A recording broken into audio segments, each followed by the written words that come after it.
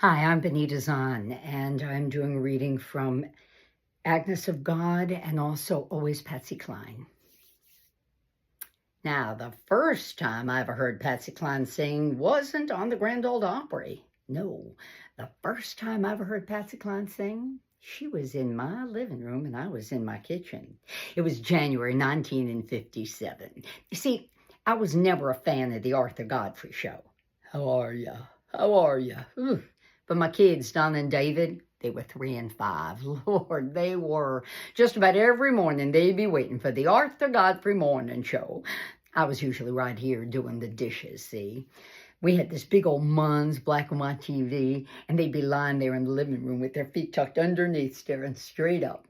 Well, on this particular morning, I was doing the dishes as usual, but subconsciously I was listening to that television show when all of a sudden I heard this voice that absolutely stopped me in my tracks.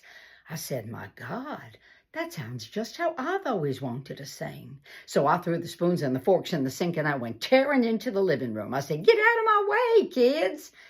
And there on the screen was this chunky little country gal leaning back and leading into a wonderful old country song called Walking After Midnight. And I tell you, I have never heard a voice that impressed me so. I remember late one night when I was very young, I stumbled across Garbo's Camille while channel surfing, and I fell in love. I must have seen it 5 or 6 times after that. And every time I prayed with all my heart that she would not die of consumption. And every time I was disappointed.